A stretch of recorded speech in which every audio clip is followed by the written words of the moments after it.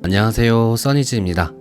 오늘은 미하엘 하우스켈러의 왜 살아야 하는가 라는 책에서 니체 편을 읽어보도록 할게요. 몇 주 전에는 쇼펜하우어를 소개해드렸었죠. 니체는 삶과 죽음이라는 문제 앞에서 어떤 이야기들을 했을까요? 한번 살펴볼게요. 19세기 말엽 서유럽을 지배하던 세계관은 유물론과 인본주의였다. 대부분의 과학자들은 세상이 작동하는 방식을 설명하는데 더 이상 신이 필요하지 않다고 생각했다. 물리학, 화학, 생물학에 더해 인간 사회에 대한 이해만 있다면, 즉 자연 법칙에 대한 이해만 있다면 괜찮다고 생각했다. 물론 학식 있는 사람들이 여전히 입에 발린 말로 기독교를 추켜 세웠을지는 모르나 그들 중 대다수는 종교가 더 이상 딱히 중요하지 않다고 믿었다. 실질적으로는 그들의 삶에 신이 더 이상 존재하지 않는 것이나 마찬가지였다. 이런 변화는 하룻밤 사이에 일어난 것이 아니라 지난 2세기에 걸쳐 천천히 점진적으로 이루어졌다. 변화의 속도가 느렸기 때문에 변화를 알아차리기가 쉽지 않았다. 사람들은 사실상 자기도 모르는 사이에 신을 믿기를 관뒀다. 이런 모호한 상태를 끝내기 위해 독일 철학자 프리드리히 니체는 우리가 신이 없는 세계를 살아가고 있다는 사실을 인정함으로써 우리 자신에게 솔직해져야 할 뿐만 아니라 새로운 현실에 따르는 결과를 마주해야 한다고 주장했다. 즐거운 학문에서 니체는 신은 죽었다는 냉혹한 선언을 한다. 그리고 신을 죽인 것은 바로 우리 인간이라고 밝힌다. 우리는 더 이상 신의 존재를 믿지 않음으로써 신을 죽였다. 의식적인 결정이든 아니든 간에 그것은 분명 우리가 내린 결정이며 이제 우리는 그 사실을 인정할 필요가 있다. 어쨌든 우리 삶에서 신이 사라졌다는 사실은 사소한 문제가 아니기 때문이다. 모든 것을 바꿔놓을 만한 문제이기 때문에 그냥 지나쳐서는 안 된다. 이제 세상은 완전히 다른 곳으로 변했다. 신이 없이는 무엇도 확실하지 않고 무엇도 분명하지 않으며 무엇도 보장할 수 없다. 신에 대한 믿음과 함께 우리는 세상에 대한 믿음 역시 잃어버렸다. 우리는 더 이상 무엇이 어떻게 돌아가는지 알지 못한다. 방향성을, 목적 의식을 완전히 잃어버렸다. 우리는 더 이상 우리가 여기 왜 존재하는지, 그리고 우리가 어디로 가고 있는지 알지 못한다. 땅 위에 굳건히 서 있는 것이 아니라 자유 낙하를 하는 기분이다. 옳고 그름이 존재하지 않는다는 사실을 깨우쳤기 때문에 무엇도 옳고 그른 것 같지 않다. 우리는 무한한 무 사이를 헤매고 있다. 텅 빈 공간으로 둘러싸여 있다. 세상은 더 춥고 더 어두워졌다. 점점 더 밤이 길어졌다. 간단히 말해 우리는 신을 죽임으로써 꽤나 난장판을 만들어놨다.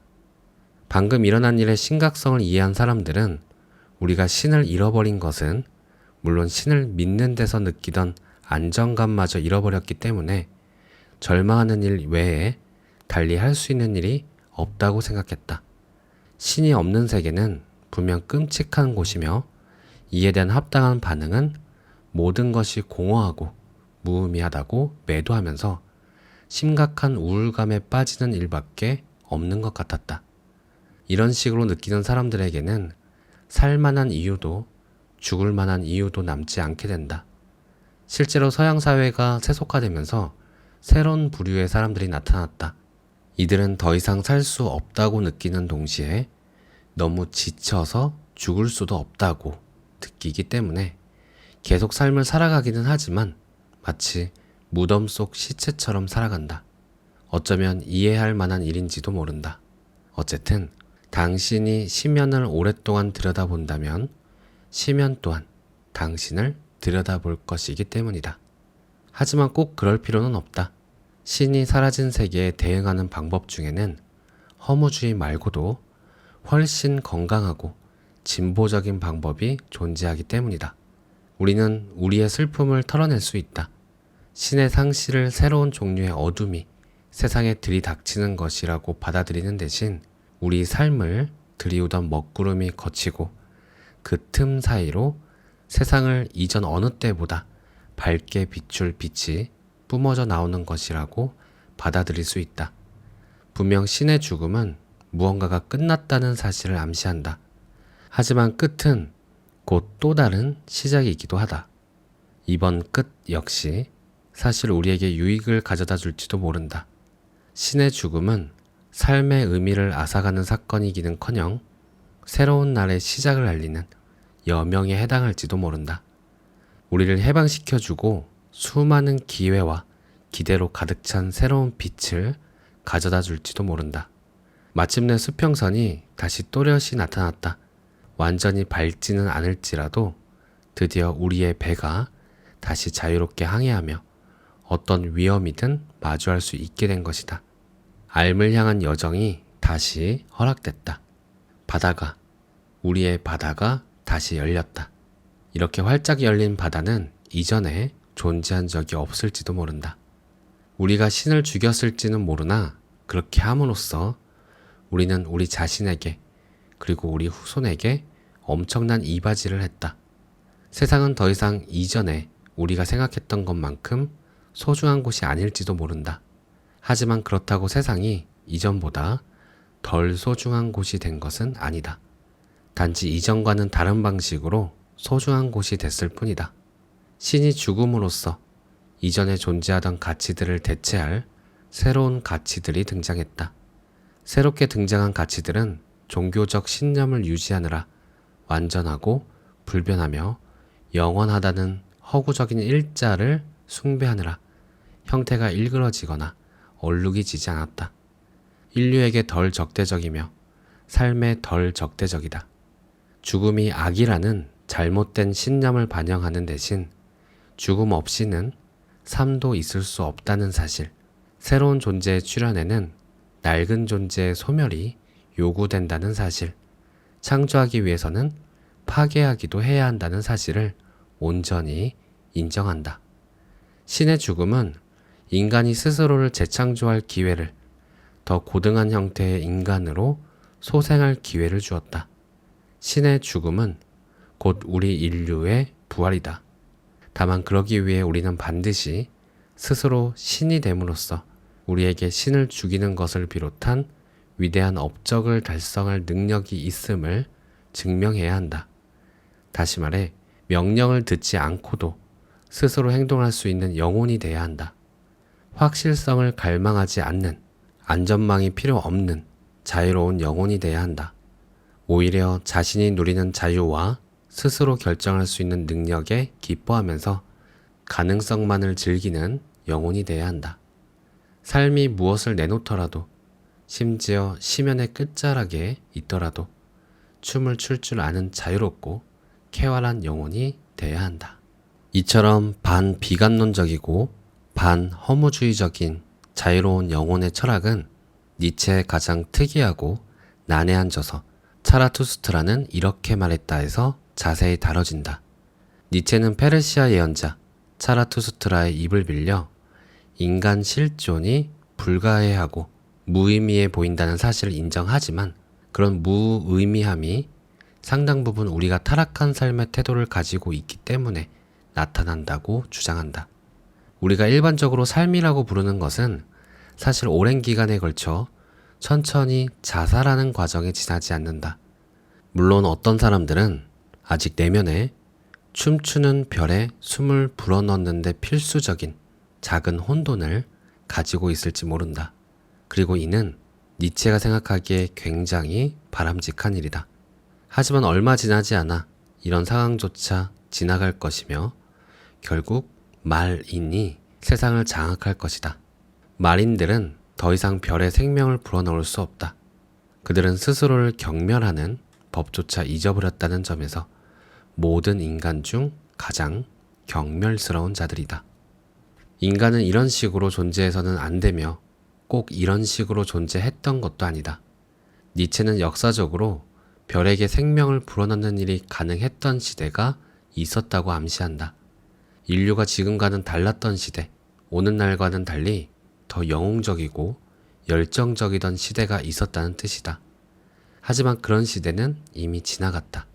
우리는 심지어 그런 시대나 생활 양식이 가능했다는 사실을 상기시켜주는 단어들조차 이해하지 못하는 상태다. 사랑이 무엇인가? 창조가 무엇인가? 갈망이 무엇인가? 별이 무엇인가? 마리는 그렇게 묻고는 눈을 껌뻑인다. 그러자 대지가 작아졌으며 마리는 그 위를 뛰어다니며 모든 것을 작게 만든다. 마린이라는 종족은 벼룩처럼 뿌리 뽑기가 힘들다. 마리는 가장 오래 살아남는다. 우리는 행복을 발견했다. 마리는 그렇게 말하고는 눈을 껌뻑인다. 니체는 마린이 누리는 행복이 딱히 가치가 없다는 사실을 강하게 암시한다. 그 행복에는 깊이가 없다. 위대함이 없다. 마린들은 모두 같은 것을 원하며 그들이 원하는 것은 무가치하다. 또 그들은 모두 똑같아지기를 원한다. 스스로가 다르다고 느끼는 자들은 정신병원에 들어가는 수밖에 없다. 아무것도 변하지 않는다면 세상은 그렇게 변하고 말 것이다. 아니, 벌써 거의 그렇게 변하고 말았다. 하지만 반드시 그래야만 하는 이유는 없다. 방향 전환은 여전히 가능하다.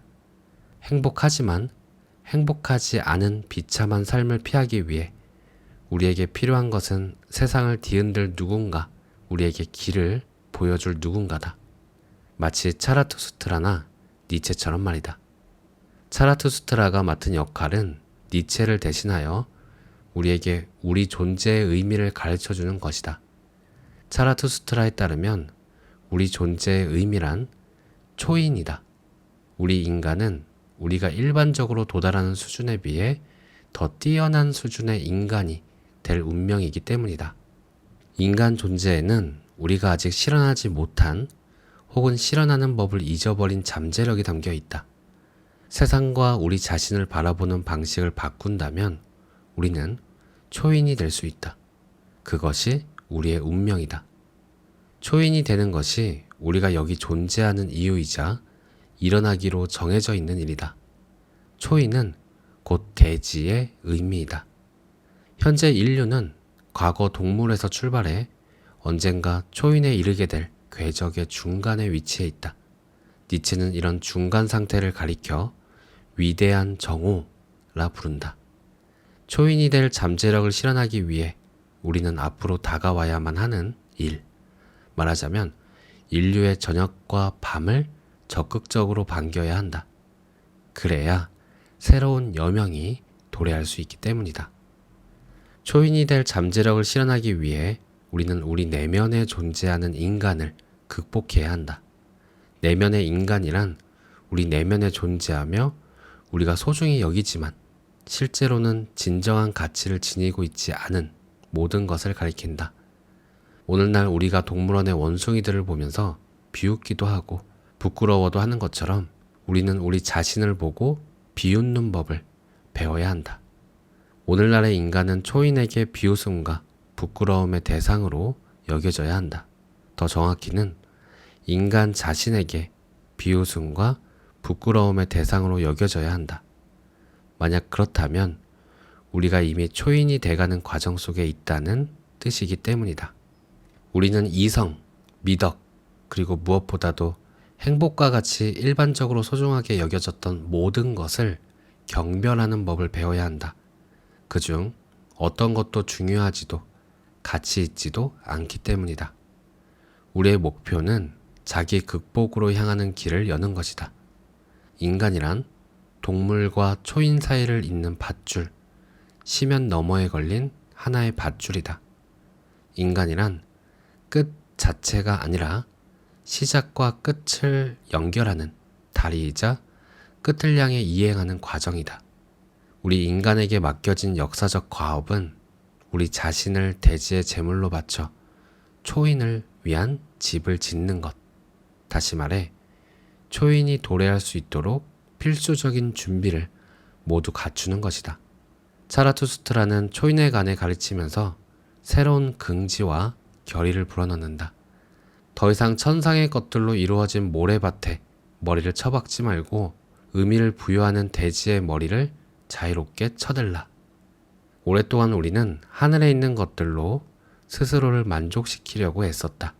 존재하지 않는 신에게 믿음을 둠으로써 우리 존재의 의미를 구축하려고 애썼다. 잠깐 동안은 효과가 있는 것 같았다. 하지만 모든 구조물이 거짓말에 기반을 두고 있기 때문에 결국에는 무너질 수밖에 없었다.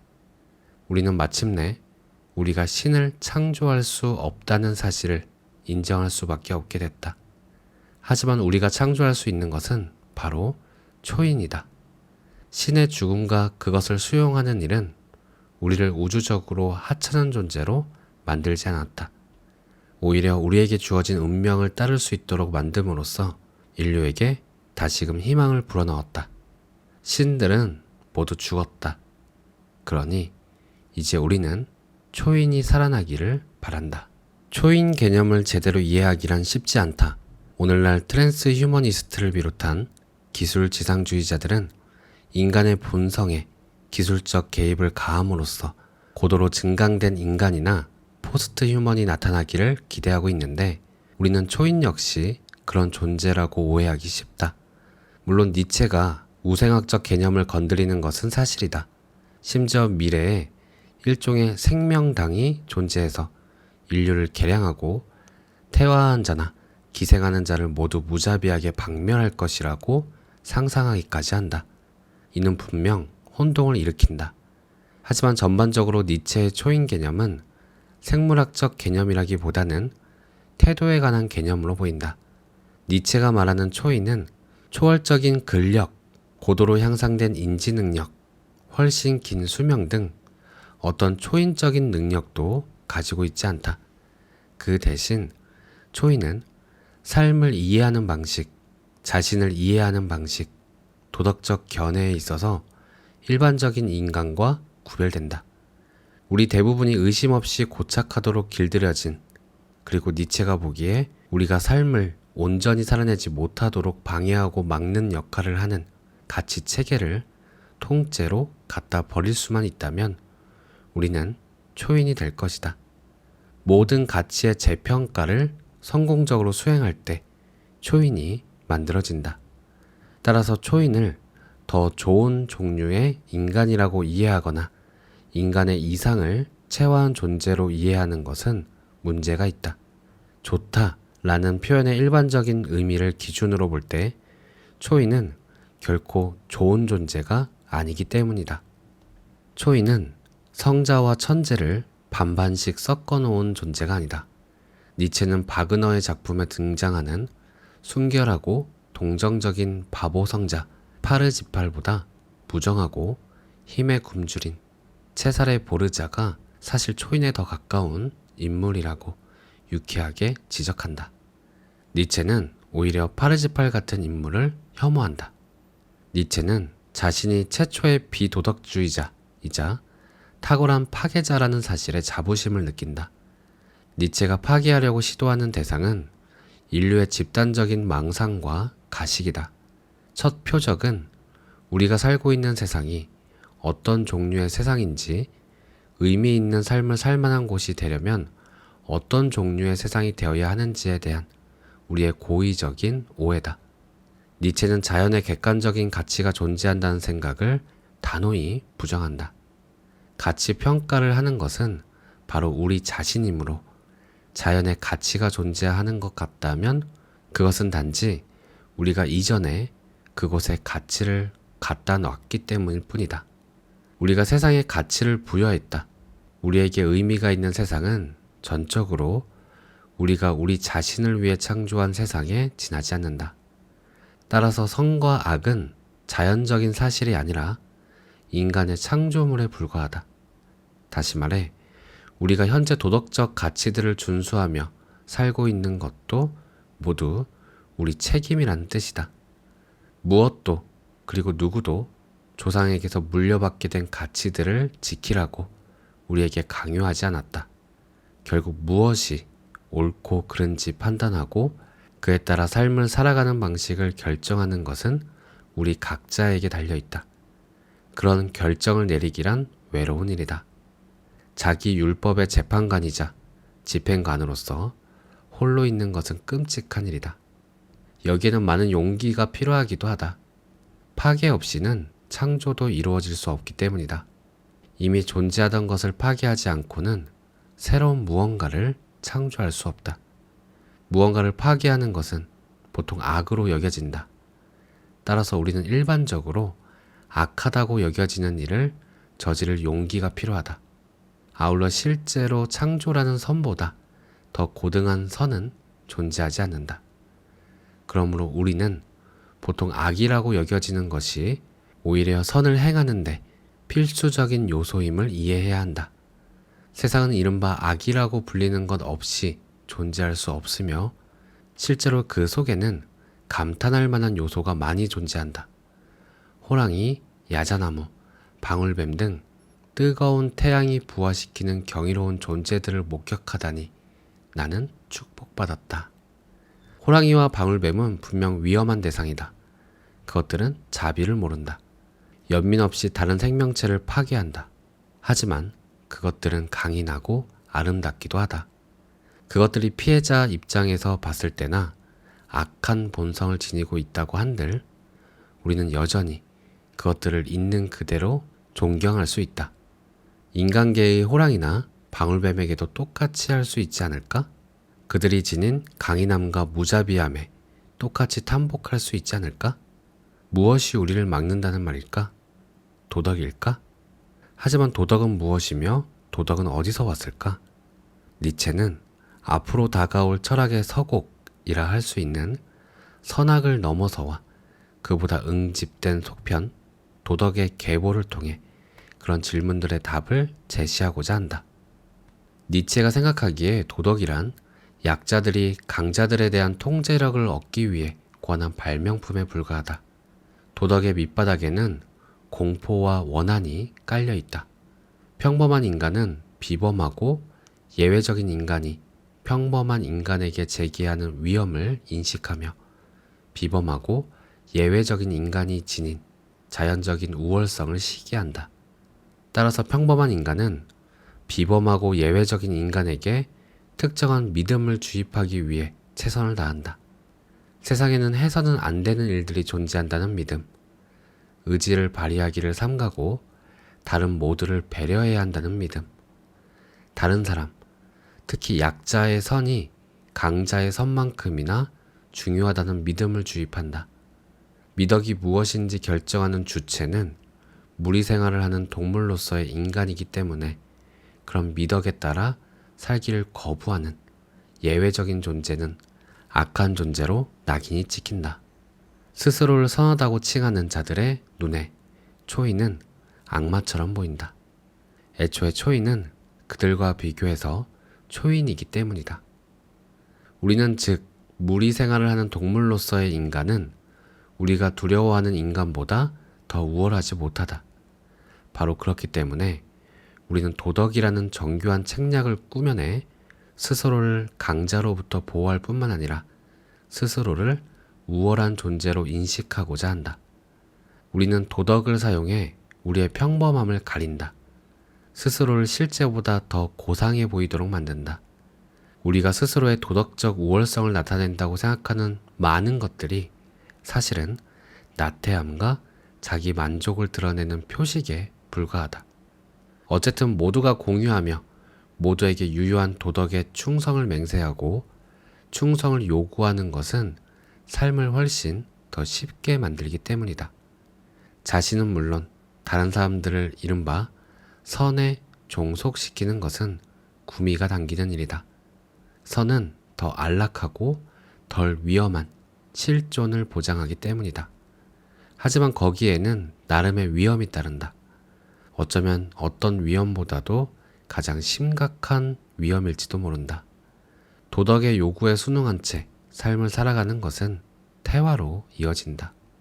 삶을 더 쉽게 만들어줄 수는 있으나 동시에 삶을 더 하찮고 하등하게 만든다. 실제로 도덕의 핵심 목적은 우리를 하등한 상태, 즉 길들여진 상태, 예측 가능한 상태, 관리 가능한 상태로 유지시키는 것이다. 두려워할 만한 존재를 아무것도 남기지 말라는 인간 무리의 제일 가는 명령을 충실히 따르는 것이다. 우리는 그런 목표에 가까이 다가가는 것을 진보라 부른다.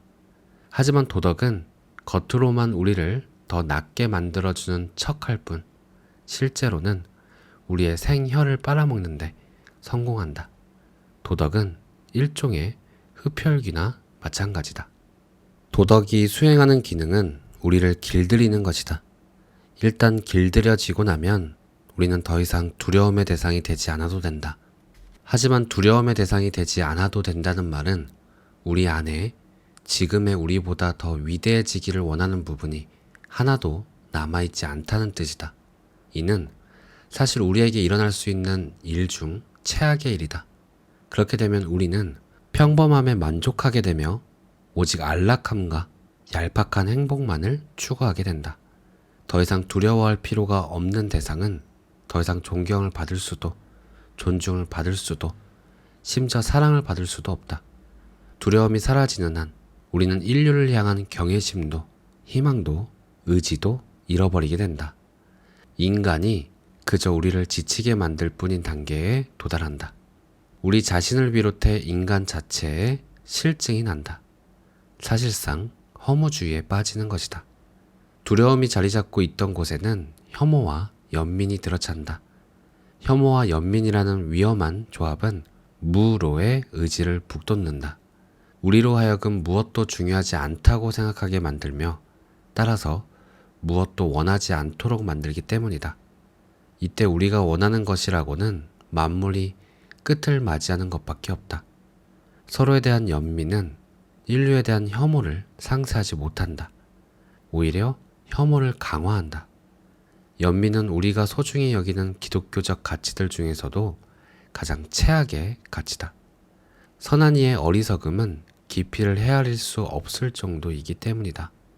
연민은 우리가 거짓을 말하도록 만들며 따라서 모든 자유로운 영혼을 억압한다. 연민은 주제넘고 부끄러움을 모르는 특성이 있기 때문에 많은 경우 도움을 베풀지 않는 편이 더 고상할지도 모른다. 연민은 힘을 약화시키며 생명력을 감퇴시킨다. 우리는 연민을 느낄 때 힘을 잃는다. 연민은 고통을 배로 늘림으로써 생명력을 위협한다. 니체는 쇼펜하우어가 연민이 삶을 부정하도록 촉진한다는 주장만큼은 제대로 짚었다고 지적한다. 연민은 허무주의를 실행하는 방식이자 우리를 무에 이르게 하는 악습이다. 단지 우리가 그렇다고 인정하지 않을 뿐이다. 그 대신 우리는 연민을 저편에 속하는 것, 천상에 속하는 것, 구원, 영원한 축복 등과 연관시킨다. 전부 우리를 삶으로부터, 즉 지금 바로 여기에서 삶을 온전히 살아가는 것으로부터 등을 돌리게 만든다는 점에서 무를 나타내는 상징에 해당한다. 그렇기 때문에 연민이라는 도덕은 마지막 질병으로서 이해해야만 한다. 니체는 연민이 강자에게서 나온다면 어느 정도 가치가 있을지도 모른다고 인정한다. 하지만 약자에게서 직접 고통을 겪고 있는 자에게서 나온다면 연민은 무가치하다. 우리가 서로를 동정하는 이유는 주로 우리의 허약함 때문이다. 다른 사람이 겪는 고통에 전염됐기 때문이며 마치 일정 수준의 신체적 혹은 정신적 고통이 인간에게 일어날 수 있는 최악의 일이기라도 한 것처럼 고통의 지나친 중요성을 부여하기 때문이다. 니체는 연민에 따라오는 방종을 경멸하다시피 거부한다. 니체 자신이 고통에 너무나 익숙한 사람임에도 아니 너무나 익숙한 사람이기 때문에 거부한다. 니체는 극심한 두통, 일시적 실명, 심각한 현기증 등 다양한 종류의 질병으로 거의 평생 동안 고통을 겪었다. 하지만 그러는 내내 집필 활동을 했으며 자신만의 삶의 철학을 발전시켰다. 그렇게 할 때 고통이 정당화된다고 생각했으며 고통을 견딜 만한 정도가 아니라 진심으로 환영할 만한 무언가로 느낄 수 있었다. 니체는 자신이 겪는 고통이 자신을 굴복시키도록 내버려 두지 않았으며 오히려 고통을 부가적인 힘을 얻을 수단이자 결의를 다질 수단으로 삼았다. 니체는 우상의 황혼에서 나를 죽이지 못하는 고통은 나를 더 강하게 만든다고 도전적으로 선언한다. 이 책은 우리에게 망치를 가지고 철학하는 법을 알려주겠다고 약속하며 실제로 끝에 가서는 바로 그 망치가 우리에게 말을 걸면서 자기 자신처럼 단단해지라고 권고한다. 고통은 우리를 단단하게 만든다. 고통은 우리를 훈육한다. 니체의 주장에 따르면 인류가 높이 올라설 수 있는 이유는 전부 고통 덕분이다. 고난 속에 있는 영혼의 긴장이 인내하고 감내하고 이용하고 극복함으로써 불행을 짊어지고자 하는 용기가 영혼을 더욱 강인하게 만든다. 우리가 최소한 엄청난 고통을 겪을 가능성조차 받아들이지 않는다면 우리는 최고의 기쁨 역시 결코 맛볼 수 없다. 우리는 이런 사실을 잘 알고 있기 때문에, 고통의 가치를 잘 알고 있기 때문에 고통 없이 살 수 없다. 기쁨을 느끼기를 바란다면, 지식을 얻기를 바란다면, 위대함에 도달하기를 바란다면 우리는 고통 역시 원해야 한다. 이 모든 것이 서로 연결되어 있기 때문이다. 그렇기 때문에 우리는 더 이상 제대로 된 고통을 찾을 수 없을 때 고통을 고안해내기까지 한다. 우리는 진짜든 가짜든 고통 위에서 번성한다. 그렇다고 고통이 절대 나쁘지 않다는 말은 아니다. 많은 경우 고통은 나쁘다. 하지만 니체에 따르면 고통을 나쁘게 만드는 것은 고통 자체가 아니라 고통의 무의미함이다. 우리는 우리가 겪은 온갖 고통이 공허하다는 생각을, 고통에 아무런 목적도 장점도 없다는 생각을 견디지 못하기 때문에 신, 천국, 섭리와 같은 개념을 만들어 우리가 겪는 고통을 이해하고자 했다. 우리는 금욕주의적인 이상향을 지어냈다. 이에 따르면 우리는 구원을 받기 위한 다른 세계가 존재한다는 현실을 인정해야 하고, 이 땅에 속하는 모든 관심사와 소유물을 포기해야 하며 살고자 하는 의지를 부정해야 한다. 더 좋다는 무언가, 우리가 대단한 이름을 붙여서 부르는 무언가를 위해 반드시 치러야 할 대가다. 하지만 우리가 그 무언가에 대단한 이름을 붙이는 이유는 우리조차 우리가 무엇을 말하고 있는지 제대로 모른다는 사실, 그 무언가가 실은 실제하지 않는다는 사실을 은폐해야 하기 때문이다. 우리는 달리 우리 존재를 납득할 만한 방법을 떠올릴 수 없기 때문에 이런 짓을 벌인다. 어쨌든 우리 인간의 삶은, 다시 말해 인간이라는 동물의 삶은 내재적으로 뚜렷이 정해진 목적을 가지고 있는 것 같지 않기 때문이다. 우리는 우리가 왜 여기에 존재하는가 라든가 우리는 무엇을 위해 고통을 겪어야 하는가 라는 질문에 명확한 해답을 제시할 수 없다. 그럴 수밖에 없는 이유는 자연의 어떤 궁극적인 목표도 존재하지 않기 때문이다. 사물이 존재하는 목적이라든가 저편에 존재하는 세계라든가 경험을 초월하는 무언가라든가 칸트 철학에서 말하는 물 자체 따위는 존재하지 않는다. 우주는 아름답지도 무정하지도 합리적이지도 비합리적이지도 않다. 그저 존재할 뿐이다. 세상에는 필연성만이 존재할 뿐 법칙 역시 존재하지 않는다. 죽음은 삶에 반대되는 무언가가 아니라 삶의 필수적인 구성 요소다. 살아있는 것은 죽어있는 것 가운데 특정한 부류, 그것도 희귀한 부류에 해당할 뿐이다. 유일하게 존재하는 진정한 세계 따위가 존재하지 않기 때문에 전통적인 관점에서 말하는 진리도 존재하지 않는다. 궁극적으로 우리의 생물학적 본성에 기반을 두고 있는 해석만이 존재할 뿐이다. 우리의 이상은 사실 생리적 욕구와 욕망을 잘못 해석한 결과, 순화시킨 결과에 불과하다. 철학자들이 우리에게 존재의 가치를 설명할 때 실제로 우리에게 말하고 있는 것은 바로 그들의 몸이다. 그들은 사실 진리에는 전혀 초점을 맞추고 있지 않다. 그들이 진정으로 관심이 있는 대상은 건강, 미래, 성장, 힘 등 그들의 몸이 그들에게 관심을 가지라고 요구하는 대상이다. 간단히 말해 삶에 관심이 있다. 인간은 자신이 존재하는 이유를 알고 있다고 확신해야만 하는 별난 동물로 진화해왔다. 따라서 우리는 상당한 고통이라도 그 목적을 이해하고 받아들일 수만 있다면 기꺼이 고통을 견디고자 한다. 사실상 의지를 부정하는 것이나 다름없는 금욕주의적 이상이 여태까지 우리에게 그런 목적을 제공해왔다. 금욕주의적 이상은 인간적인 모든 것에 대한 근원적인 증오를 반영한다. 관능은 물론 이성에 대한 혐오를 반영한다. 행복과 아름다움에 대한 공포를 반영한다. 출현, 변화, 생성, 죽음, 욕망으로부터 탈출하고자 하는 갈망을 반영한다. 금욕주의적 이상은 무에 이루고자 하는 의지를, 삶을 멀리하고자 하는 반감을, 삶의 가장 기본적인 조건을 포기하고자 하는 저항심을 표출한다. 이런 이상을 추구할 때 그나마 나은 점이 있다면 최소한 의지를 부정하려고 애쓰는 의지라도 존재한다는 점이다. 하지만 안타깝게도 이런 의지는 기형적인 의지임이 틀림없다. 스스로의 소멸을 목표로 하는 의지이기 때문이다. 따라서 우리에게는 삶에 대한 새로운 이상과 관점, 의지를 좌절시키기는커녕 의지를 증진하고 촉진하는 이상과 관점이 필요하다. 니체는 진화론적인 관점을 받아들임으로써 그런 이상을 발견한다. 우리의 존재와 행위는 전부 인류의 존속과 발전에 기여한다. 그렇지 않다면 우리는 여기에 존재하지 않을 것이다.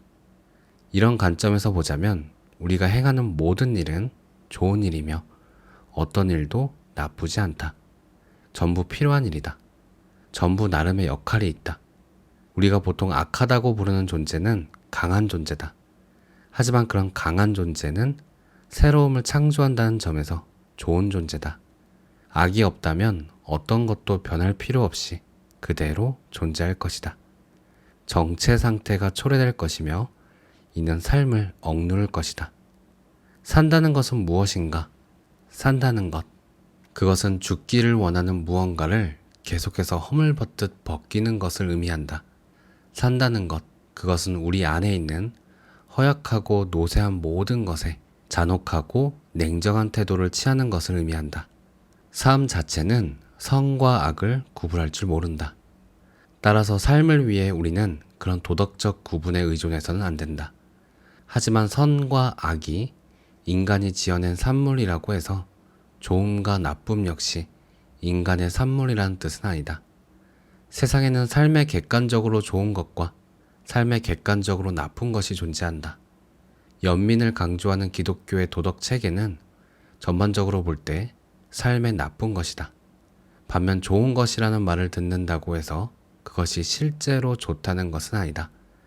시초에는 그저 우리에게 힘이 있다는 감각을 증진시켜주는 것이 좋은 것이었다. 반대로 나쁜 것이란 약함에서 초래되거나 우리를 약하게 만드는 모든 것을 가리켰다. 행복이란 힘이 자라난다는 감정이었다. 기형이거나 허약한 대상을 향한 연민은 그저 그 대상의 존재를 연장시킬 뿐이라는 점에서 나쁜 것이었다. 사실 우리는 이를 잘 알고 있다. 아니 적어도 잘 알고 있었다. 우리가 기독교의 영향에 굴복해 타락하기 전까지는 말이다. 그 전까지 좋은 인간이란 고귀한 인간, 즉 강하고 건강하고 용감한 인간을 상징했다.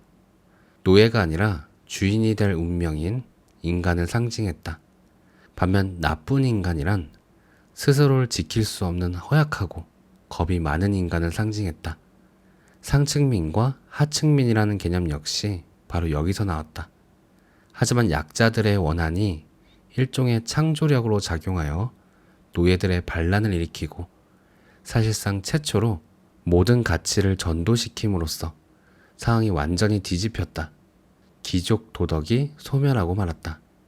귀족 도덕은 자기 자신을 의기양양하게 긍정하는 데서 기인한 반면 노예 도덕은 자신이 아닌 모든 것, 자신과 다른 모든 것을 부정하는 데서 기인했다. 이제 좋음은 나쁨의 정반대 개념으로나 인식됐다. 그리고 과거에 좋은 것이라고 여겨졌던 것은 나쁜 것으로 재창조됐다. 자연의 포식자가 길들여져 애완동물이 되고 말았다. 이는 포식자의 본성을 위배하는 것일 뿐만 아니라 강자에게 강하지 말 것을 요구하는 점에서 부조리하기까지 하다. 이제 한정된 무리 내에 속하는 모두가 서로에게 친절을 나타내야 하지만 사람들은 무리내에 속하지 않는 자에게는 타자화 정신에 충실하게도 여전히 야생동물처럼 행동하는 경향이 있다. 앞서 지적한 억압 때문에 나타나는 과잉 보상 현상이다. 자연적인 귀족성의 근원에는 포식자, 금발의 야수가 자리 잡고 있어서 때때로 잠깐씩 풀려나 개활지로 나와야 하는 것이다. 우리가 악이라고 부르는 것이 사실 우리가 지닌 가장 위대한 힘이자 가장 고등한 생물로 나아가기 위한 가장 단단한 디딤돌이기 때문이다. 인간은 더 선해져야 하는 동시에 더 악해져야 한다. 우리는 인간이 스스로를 일반적인 인간 존엄성의 법칙이나 상호 배려의 원칙이 적용되지 않는 우월한 존재로 생각하기 시작할 때 어떤 끔찍한 일들이 뒤따르는지 잘 알고 있다. 이런 맥락에서 볼 때 니체의 주장은 다소 냉혹하고 불쾌하게 느껴질지도 모른다. 인류 혹은 인류 대다수를 상대로 전쟁을 벌이기를 원하는 사람이라면 니체의 글에서 정당화할 만한 근거를 쉽게 찾을 수 있을지도 모른다. 누군가 니체를 공부하고서 자신의 행동이 어떤 대학살을 초래하든 처벌을 받지 않고 지나갈 수만 있다면 자신이 원하는 대로 할 권리가 있다고 결론 내리더라도 니체를 오해한 것이라고 말할 수 있을지 사실 나도 잘 모르겠다. 하지만 그렇다고 해서 니체가 기독교의 노예 도덕을 비판한 것이 완전히 잘못된 것이라고 말할 수는 없다. 우리 대다수가 거의 의문조차 품지 않은 채 받아들인 도덕에 대해 니체가 그렇게나 붕괴하는 이유는 그런 도덕이 자아를 위태롭게 만들기 때문이다. 여기에는 분명 일말의 진리가 담겨 있다. 소위 미덕이라는 것이 우리에게 실제로 요구하는 것은 가방을 싸서 영영 떠나라는 것, 일종의 자살을 저지르라는 것이다. 미덕은 개별성을 제거하고자 하며 우리 모두를 똑같이 평범한 수준으로 끌어내림으로써 차이를 없애고자 한다. 하지만 인간은 동일하지 않으며 동일해야 할 필요도 없다. 만약 세상에 우월함과 열등함이, 투쟁과 갈등이, 끌어올림과 밀어내림이 존재하지 않는다면 우리는 결코 더 이상 진보하지 못할 것이다. 우리는 우리가 지금 위치한 곳에 영원히 머물러 있을 것이다. 한편 니체는 스스로를 도덕적이라고 생각하는 사람들의 가식과 우쭐함에도 분개한다. 그들은 미덕이 필수적이라고 주장하면서도 실제로는 치안 유지가 필수적이라고 생각한다. 그들은 정의를 사랑한다고 주장하지만 대부분은 그저 사람들이 처벌받는 광경을 지켜보기를 좋아할 뿐이다. 그들이 정의를 부르짖는 이유는 권력을 휘두르고 싶은 충동을 감추기 위해서다. 가장 중요한 점은 무리의 도덕 말고도 다른 도덕이 존재한다는 사실이다. 진정한 미덕은 다른 사람들에게 공유되지 않는다. 모든 사람이 자기 자신만의 도덕을 가지고 있다. 나만의 선이 있고 그런 선을 행사하는 나만의 방식이 있다는 뜻이다. 우리는 바로 거기에 초점을 맞춰야 한다. 우리는 도덕을 개인이 최선의 상태로 존재할 수 있으며 가장 아름다운 산출을 낼 수 있는 가장 자연스러운 여건으로서 이해해야 한다. 니체는 성스럽고도 건전한 이기심을 온 마음을 담아 예찬한다. 진정으로 성취할 만한 가치가 있는 일을 성취하기 위해서는 제일 먼저 자기 자신을 사랑해야 할 필요가 있다고 확신하기 때문이다. 만약 당신이 하늘을 나는 법을 배우고 싶다면 당신은 우선 서는 법, 걷는 법, 기어오르는 법, 춤추는 법을 배워야 한다. 하늘을 나는 것으로 나는 법을 배울 수는 없다. 따라서 우리는 소위 죄 많은 행위를 정죄하는 기독교적인 도덕관념이 우리에게 요구하는 대로 스스로를 부끄러워해서는 안 된다. 그런 도덕관념은 우리 모두를 도덕적인 괴물이자 허수아비로 만들 뿐이다. 만약 우리가 스스로를 부끄러워한다면 여기에는 비관적인 세계관이 따라온다. 스스로를 혐오하기 때문에 삶 역시 혐오하게 되는 것이다. 그 대신 우리는 고귀한 이기심을 끌어안아야 한다. 이는 더 솔직할 뿐만 아니라 덜 가식적이다. 결국 이타심이 추앙받는 주된 이유도 다른 사람들의 이타심이 우리에게 이익이 되기 때문이다. 우리는 우리 자신이 이타적이지 않기 때문에 다른 사람들이 이타적이기를 바란다. 자유는 더 이상 자기 자신을 부끄러워하지 않는 데 있다. 자기 자신에게 겁을 먹고는 자기 자신이 비열하게 행동하기를 기대하는 대신에 우리는 마치 자유의 몸으로 태어난 새처럼 수치심도 걱정도 없이 날아올라야 한다. 요약하자면 니체는 이것을 하지 말라 혹은 저것을 하지 말라 하면서 자기 자신을 억제할 것을 요구하는 모든 도덕에 반기를 든다. 부정하는 데 본질이 있는 모든 부정적인 도덕을 거부하는 대신 무언가를 나만이 할 수 있는 방식으로 잘 하라고 독려하는 도덕을 환영한다. 결국 핵심은 우리가 자기 자신이라는 존재에 폭력을 가하지 않으면서 자기 자신만의 삶을 살아야 한다는 점이다. 자기 자신이라는 존재에 가하는 폭력은 당연하게도 우리를 병들게 만들 뿐이다. 여기서 명심해야 할 점은 자기 자아에 폭력을 가하기를 꺼린다는 사실이 자동적으로 다른 존재에 폭력을 행사하기를 원한다고 전제하지 않는다는 점이다. 오히려 정반대로 우리가 자기 자신의 표출을 억압하려고 할 때 우리 내면에는 다른 사람들에게 고통을 가하고자 하는 욕망이 생겨난다. 우리는 다른 사람들이 고통을 겪도록 만들기를 즐긴다. 그렇게 하는 것이 우리가 자기 자신에게 폭력을 가할 때 느껴지는 고통을 어느 정도 완화하기 때문이다. 물론 니체의 말을 듣다 보면 이따금 니체가 생각하는 초인이 사실상 무정한 살인마나 다름없어 보일 때가 있다.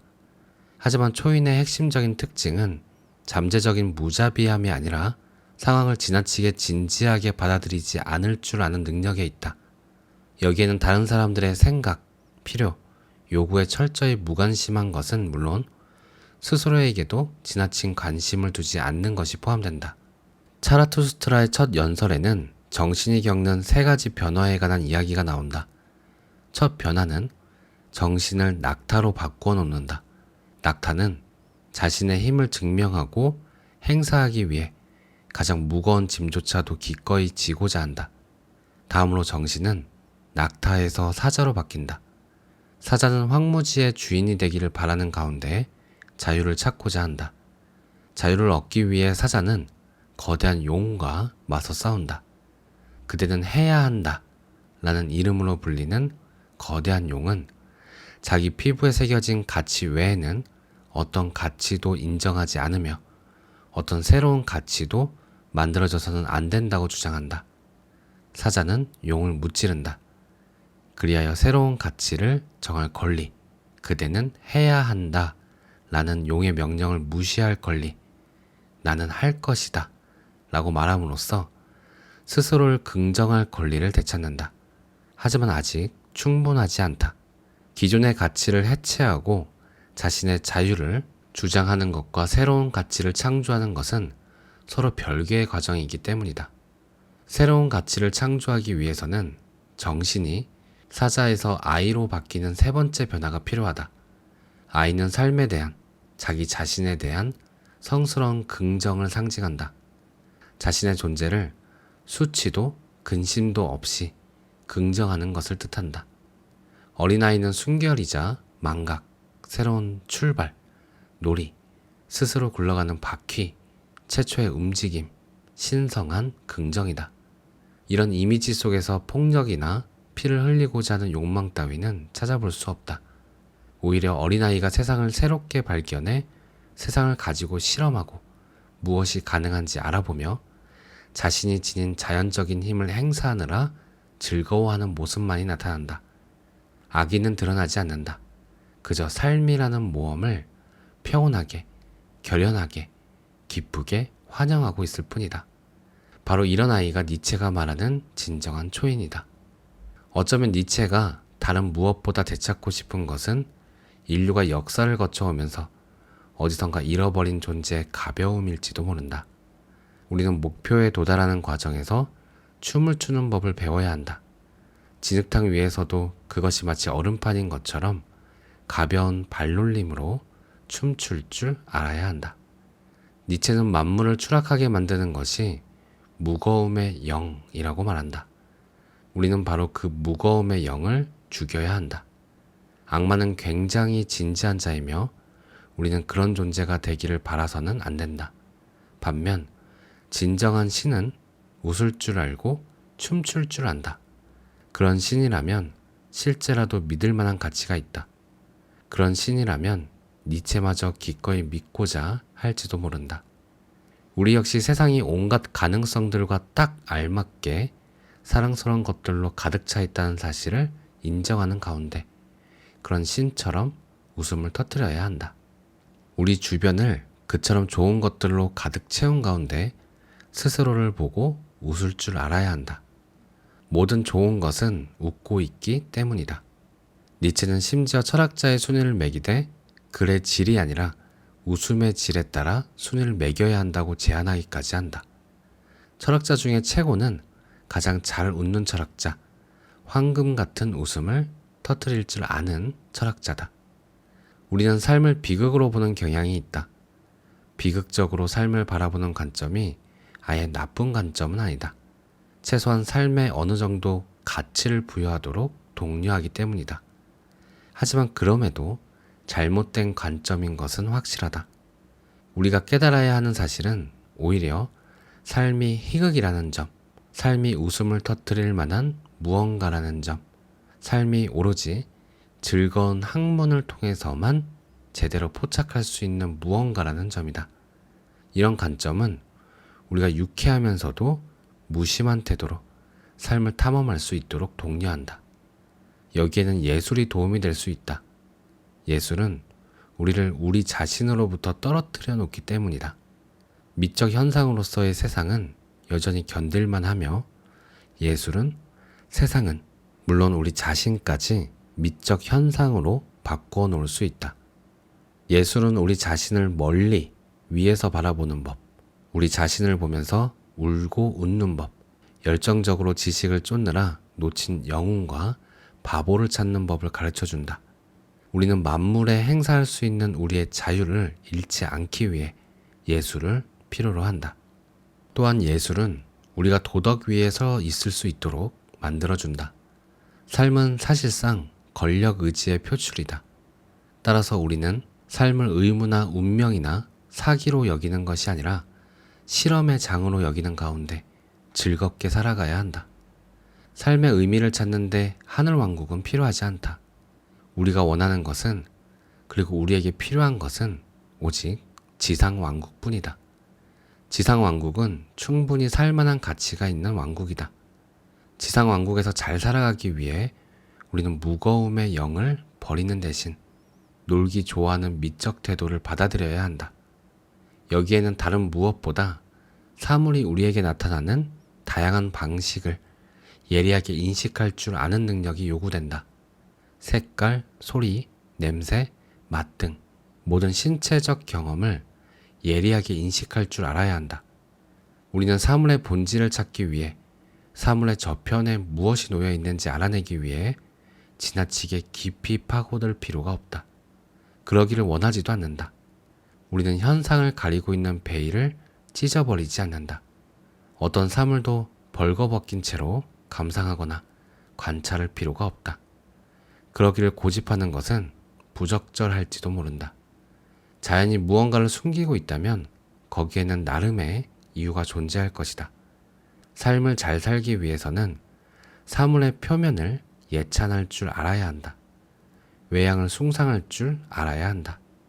그리스인들의 시각이 피상적이었다고들 하나 그것은 그들이 그만큼 똑똑했기 때문이다. 그들은 본질 같은 것이 존재하지 않는다는 사실을, 궁극적으로 겉모습이 전부라는 사실을, 오직 거기서만 진정한 행복을 발견할 수 있다는 사실을 이해하고 있었다. 깊이를 가진 인간은 모두 파도 제일 꼭대기 위를 헤엄치는 물고기처럼 살아감으로써 행복을 발견한다. 그들이 만물에서 가장 소중히 여기는 것은 만물이 표면을, 껍데기를 가지고 있다는 점이다. 외양은 우리가 언제든 썼다가 벗었다가 할 수 있는 가면에 불과한 것이 아니다. 외양은 주체이자 삶 그 자체다. 물론 겉으로 보이는 것은 한낱 꿈에 불과할지도 모른다. 하지만 그게 뭐가 중요할까? 정말로 중요한 사실은 겉모습으로 이루어진 이 세계가 우리에게 명백히 중요하다는 사실이다. 설령 꿈이라 한들 우리 모두가 함께 꾸는 꿈이며 깨어나지 않는 한 이 꿈은 계속될 것이다. 만약 소설이라고 한다면 우리 모두 소설을 쓰고 읽는데 정신이 팔린 것이 분명하다. 단 하나뿐인 진리를 알아야 한다고 주장하는 것은 일반적으로 잘못된 판단이다. 일단 진리가 비진리보다 늘 유용한 것은 아니다. 오히려 오류가 삶의 조건 중 하나가 될 수도 있다. 그런 경우에는 진리를 찾고자 하는 무조건적인 의지가 사실 삶을 파괴하고 적대하는 원칙임이, 죽음에 이르고자 하는 숨겨진 의지임이, 허무주의의 또 다른 형태임이 쉽게 드러날 것이다. 우리는 세상을 바라보면서 참과 거짓을 구분하는 대신 외관의 다양한 등급을 혹은 외관의 다양한 밝기를 구분해야 한다. 세상에 고유한 진리는 존재하지 않는다. 오히려 세상은 무한한 수의 다양한 해석에 열려 있다. 본질적으로 기계적인 세상은 본질적으로 무의미한 세상이나 마찬가지일 것이므로 차라리 다행인 일이다. 의미로 가득한 세상은 본질적으로 기계적이지 않아야 한다. 끊임없이 변화해야 하고 예측 불가능해야 하며 우연과 혼돈이 가득해야 한다. 더 나아가 니체는 우리가 우리 자신의 죽음을 비롯하여 죽음이 존재하는 세상을 개탄할 것이 아니라 환영해야 한다고 주장한다. 죽음은 진정한 진보를 위해, 즉 더 강력해지기 위해 꼭 필요한 조건이다. 죽음은 더 큰 선을 위한 희생이다. 따라서 더 많은 목숨을 희생할수록 더 많은 선을 달성할 수 있다. 지구상의 행복은 모두 투쟁에서, 전쟁에서 나온다. 전쟁은 모든 좋은 것의 아버지다. 자선보다는 전쟁과 용기가 위대한 일을 훨씬 더 많이 이뤘다. 죽음은 우리가 삶이라 부르는 전쟁의 결과물이다. 죽음은 피할 수 없으며 피해서도 안 된다. 장수는 반드시 바람직한 것은 아니다. 삶이 얼마나 오래 지속됐는가 보다는 삶이 어떤 방식으로 사라졌는가가 훨씬 더 중요하다. 너무 늦게 죽음을 맞이하는 사람은 많지만 너무 일찍 죽음을 맞이하는 사람은 적다. 따라서 적당한 때에 죽음을 맞이하는 것이 중요하다. 하지만 그렇게 하기 위해 우리는 적당한 때에 살아야 할 필요도 있다. 그러지 못한다면 애초에 태어나지 않는 편이 더 나았을 것이다. 모두가 자신이 죽어간다고 걱정한다. 하지만 죽어가는 것은 문제가 아니다. 진짜 문제는 우리가 아직도 죽음을 제대로 기념하는 법을 모른다는 점이다. 우리는 희망과 전망으로 가득 찬 사람들에게 둘러싸인 채 승자로서 죽음을 맞이해야 한다. 이것이 불가능하다면 차선책은 싸우다 죽음을 맞이하는 것이다. 이른 죽음을 맞이하는 사람은 칭송받을 것이다. 나쁜 죽음은 도둑처럼 조용히 우리를 잠식하는 죽음이다. 좋은 죽음은 우리가 원하기 때문에 찾아오는 자유로운 죽음이다. 우리는 언제가 떠나야 할 때인지 알아야 하며 그때가 되면 삶에 매달리지 말고 기꺼이 떠나야 한다. 긍정을 바라야 할 때가 끝난다면 성스러운 부정론자가 돼야 한다. 죽음은 삶의 조건이라는 점에서 좋은 것이다. 죽음 없이는 성장도 없다. 삶은 자기 초월적이다. 죽음을 억울함 없이 우아하게 받아들일 수 있다면 우리는 다른 모든 것도 기꺼이 받아들일 수 있다. 삶을 잘 사는 비결은 추하다고 여겨지는 것에 맞서 싸우기를 그만두는 대신 그 속에서 아름다움을 찾기 시작하는 것이다. 삶을 비난하고 불평하기를 그만두는 대신 살면서 마주치는 모든 일을 긍정하기 시작하는 것이다. 니체는 이런 태도를 운명애라고 부른다.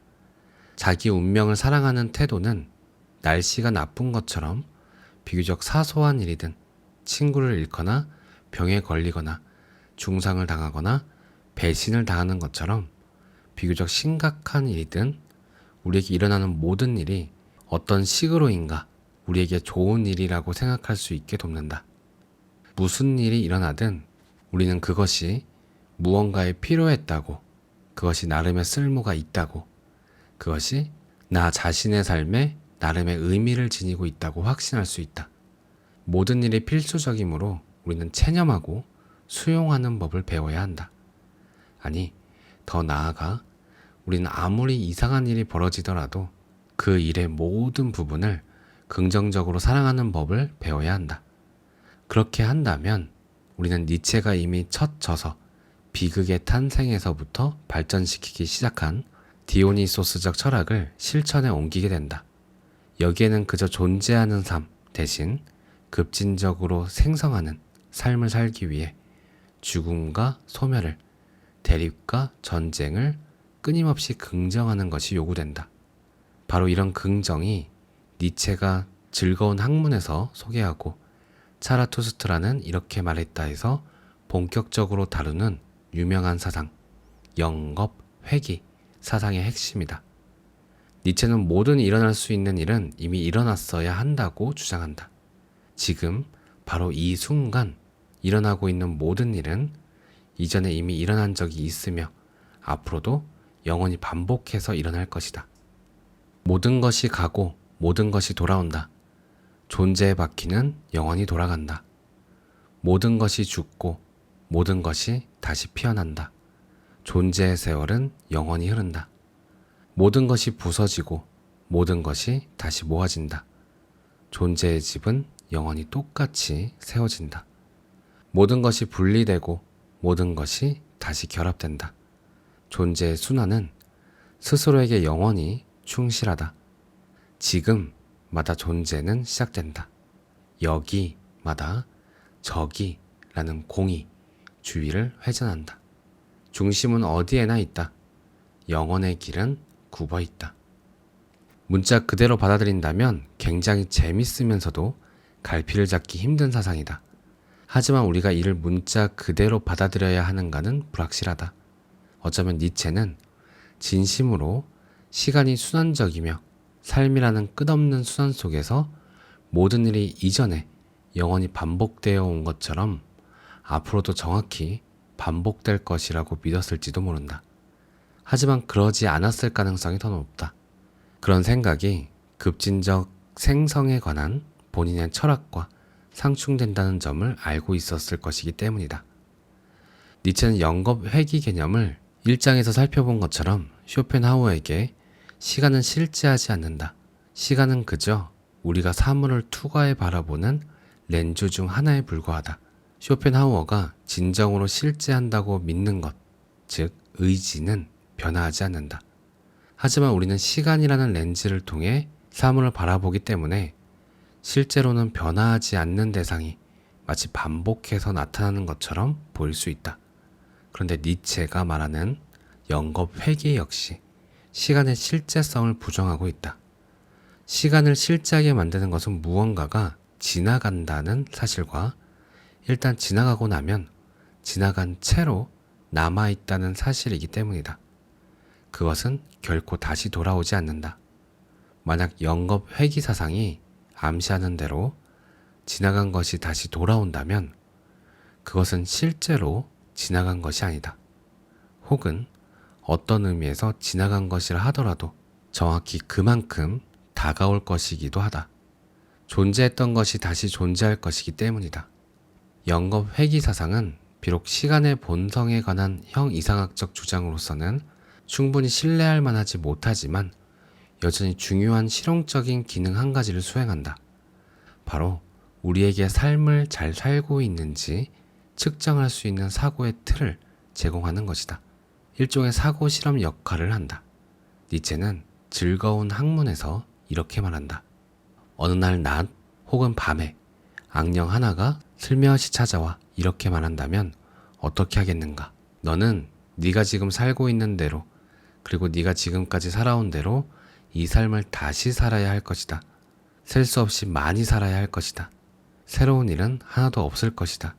그저 네 삶의 모든 고통과 모든 기쁨과 모든 생각과 모든 한숨이 말로 표현할 수 없을 만큼 사소한 일부터 중대한 일까지 전부 다 동일한 차례와 순서로 똑같이 반복될 것이다.